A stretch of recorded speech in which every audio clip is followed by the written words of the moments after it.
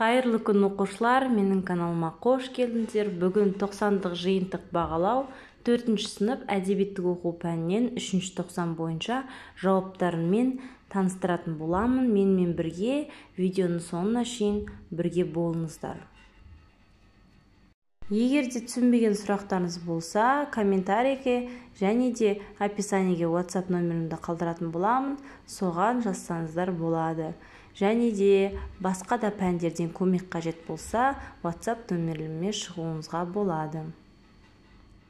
3-ші тоқсан бойынша жиынтық бағалау, ТЖБ, 90-дық жиынтық бағалау, яғни ұзақтығы 40 минут.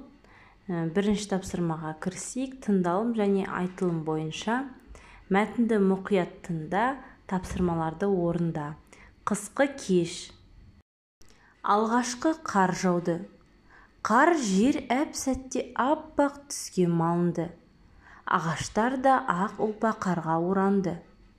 Әлгінде ауа райы суытқан соң Жәмила мен Керімбек үйге тығылған.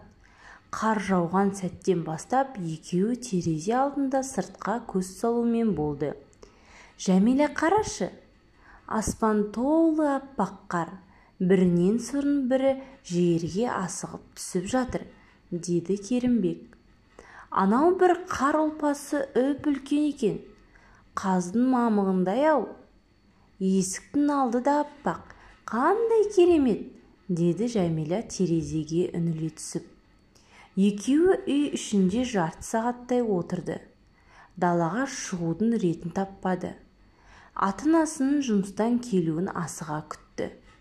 Ата-аналары келген соң бәрі бірге кешкі ас ішті.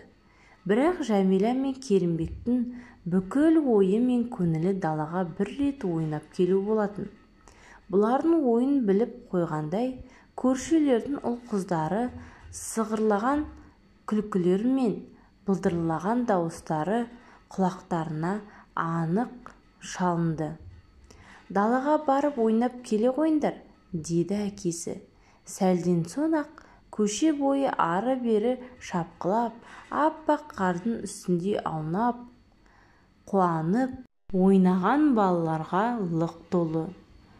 Асыр салған жас бүлдіршіндердің қысқы кештің көркіне көрік қосқандай, көшені нағыз қан базарына айналдырғандай болды.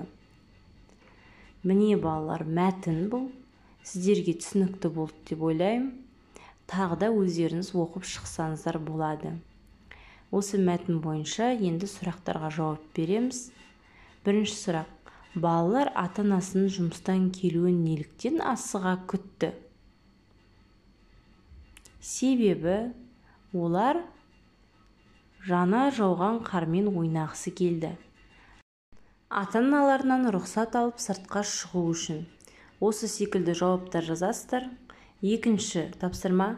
Мәтіннің мазмұны бойынша бір сұрақ құрастыр және оған жауап бер. Сұрақ. Балалар неге терезенің алдында отыр? Жәмила қар ұлпасын неге теңеді? Келесі сұрақ. Олар ата-аналарының қанша уақыт күтті? Балалар неліктен далаға шығуға асықты?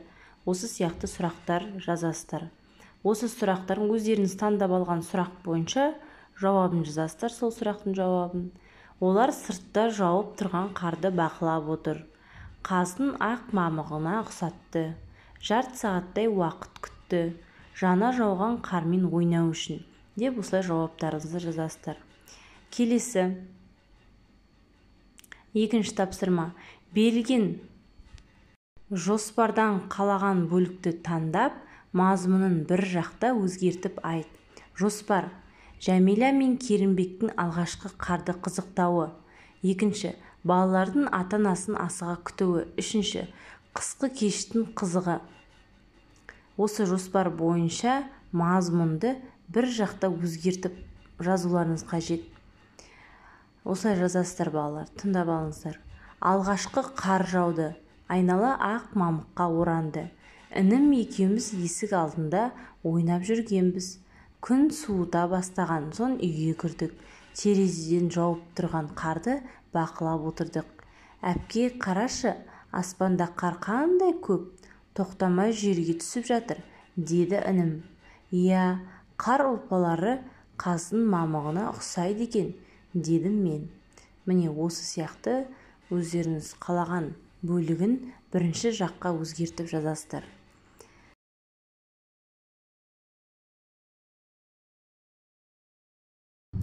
Келесі тапсырма оқылым бойынша өлеңді түсініп оқы, тапсырмаларды орында. Бұл өлең табиғат туралы, мен оқымай қояйын, өздеріңіз оқып алыңыздар. Тапсырмаларды орындайық. Бірінші тапсырма. Өлеңнің негізгі ойды білдіретін жолдарды тауып көшіріп жаз. Адамзат аялайық табиғатты, болмайық табиғатқа аса қатты. Осы екі жолды жазасыздар. Екінші сұрақ. Өлеңге ат қой. Табиғатты аялайық, табиғат қорған бол, табиғатым мақтаншым деген міне аттарды, осындай секілді аттарды қоюларыңызға болады. Келесі тапсырма. Өлеңдегі қарамен берілген сөздерді кестеге жіктеп жаз. Теңеу сөздерді және эпитеттер деп екіге бөлесіздер. Теңеу сөздерге ақ күмістей, бал шырындай деген сөздер жатады. Ал эпитетке айдың көлі, күміс табақ деген сөздерді жазасыздар. Келесі тапсырма.